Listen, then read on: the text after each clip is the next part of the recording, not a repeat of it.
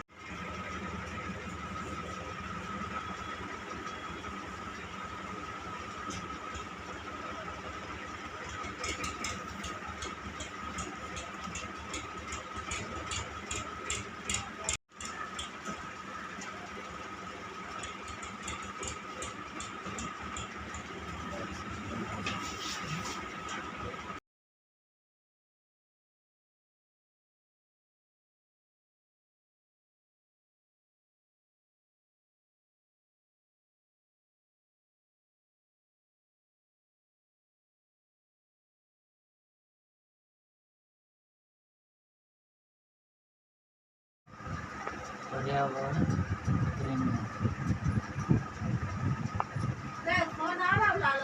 लाओ लाओ लाओ इधर लाओ।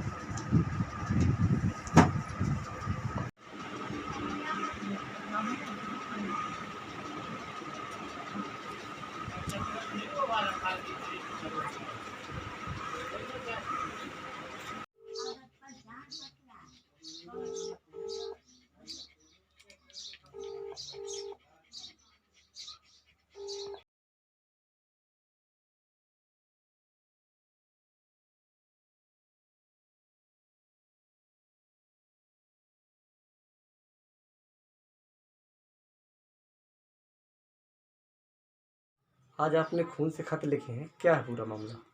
ये हम सब लोग अभी तारा पाटकर जी जो सामाजिक कार्यकर्ता हैं और प्रकृति प्रेमी भी हैं, जिन्होंने एक बहुत लंबा अनशन किया था महोबा ज़िले में बुंदेलखंड राज्य के लिए, वो अभी बक्सवाहा के जंगल गए थे। वहाँ उन्होंने एक बहुआ के पेड़ की दास्तान जो कही है, उन्होंने बताया है कि हमें प्रकृति का संरक्षण बहुत आवश्यक है। वहाँ पर 10 लाख से भी अधिक पेड़ काटे जाने हैं। इसके लिए हम सब लोग उनके नेतृत्व में पूरे बुंदेलखंड में एक मुहिम चला रहे हैं कि जिससे हम प्रकृति का संरक्षण करें, क्योंकि हमारे लिए प्रकृति का संरक्षण बहुत ज़रूरी है।